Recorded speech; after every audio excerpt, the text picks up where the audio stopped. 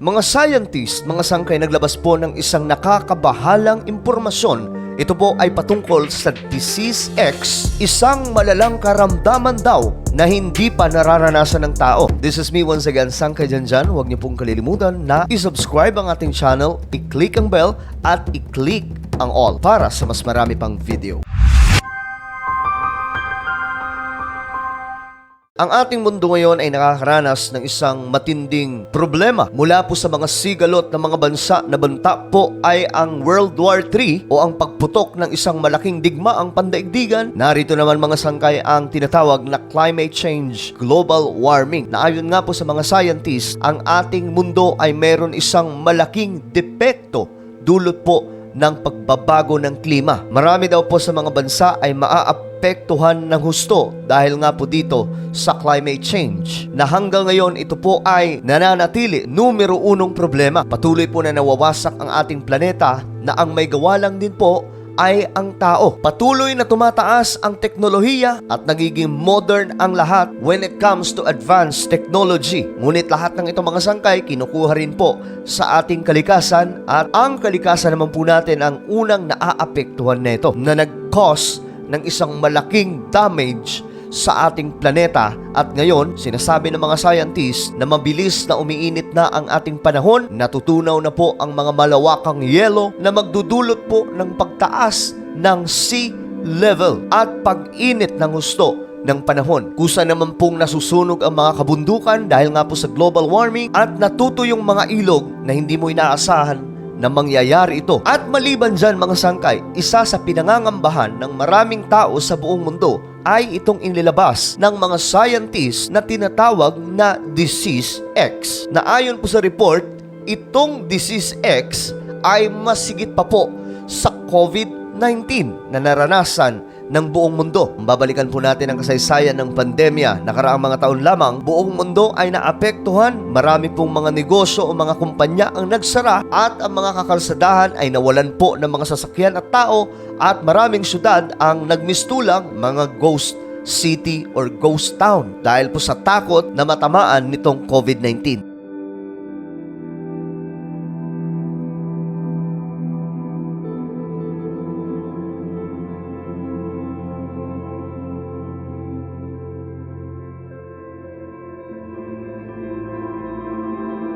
Ngunit ito mga sangkay ay mas malala pa raw kaysa sa mga naunang kumalat na mga karamdaman. Ayon nga po sa report mga sangkay, ang mga scientist ay naghahanda na po sa mas malalapang karamdaman na posibleng tumama.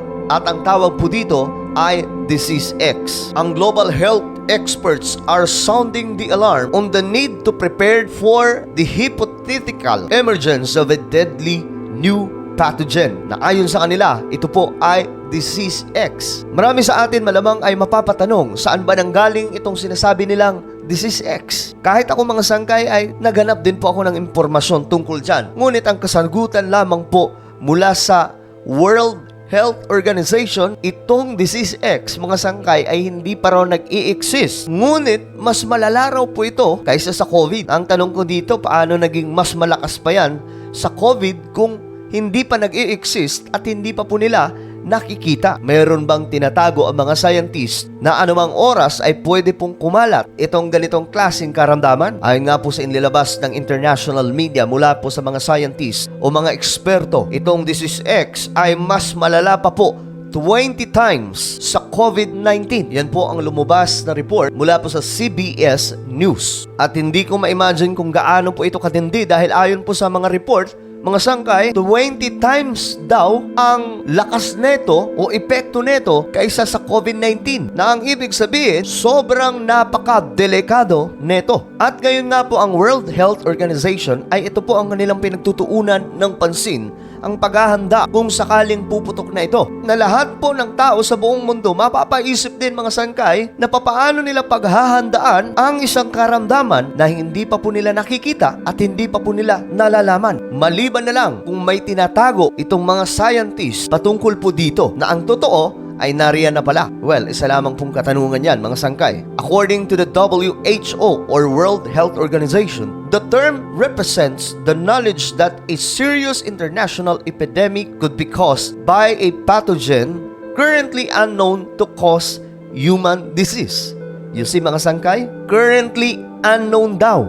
Pero may idea na po sila kung ano ito at kung gaano kalakas ito. Na ang kanila nga pong tinutukoy mga sangkay, 20 times na mas malala ito kaysa sa COVID-19. So papaano nila nasabi yan? Maliban na lang mga sangkay kung mayroon po talaga silang pinangahawakang impormasyon tungkol dyan at nariyan na talaga yan na pwedeng itinatago lang. Ayon po sa information na lumalabas mga sangkay, Disease X is a placeholder for unknown disease, noting that COVID-19 could even be considered the first Disease X. That any moment daw mga sangkay, mangyayari po ulit ito. Ngunit, mas malala dahil 20 times daw po ang mas lakas na ito. Itong mga scientists, mga sangkay, ay may ideya na rin kung papaano kakalat itong sinasabing karamdaman na mas malala po. Habang di umano ito ay hindi pa nila nakikita o nalalaman kung saan manggagaling itong Disease X, ang mga expert di umano ay may theories. Na ang tanong, isa nga bang theory lamang ito o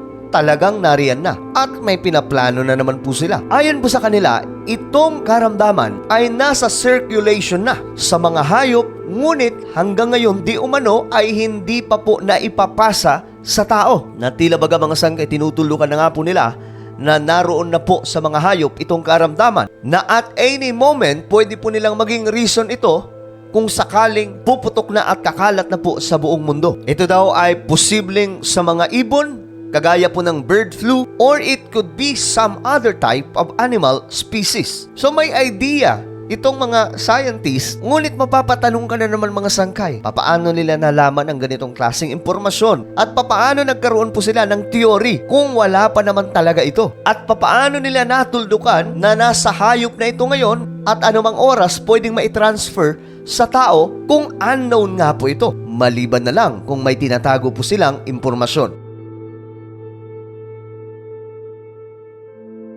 Pinapatunayan lamang na ang salita ng Diyos o Biblia ay nagsasabi po ng totoo patungkol po sa mga propesiya na nasusulat. Kung babasahin po natin ang Luke chapter 21, ayon po dito, there will be great earthquakes, famines, and pestilences in various places. Ang pestilences, mga sangkay, ay tumutukoy po usually isang disease that affects an entire community. Kagaya na lamang po ng mga pandemya na naitala sa kasaysayan ng ating mundo. At ito po ay isang propesiya na nakasulat po sa Biblia na patunay lamang na ang salita ng Diyos ay nagsasabi po ng katotohanan tungkol po sa mga paparating pang mga mangyayari sa ating mundo. Pinapatunayan lamang po nito mga sangkay na natutupad po ang propesiya mula po sa Biblia, na ayon po dito magkakaroon po ng mga lindol at kasama po dyan ang pestilences, ang pagkalat po ng iba't ibang klaseng karamdaman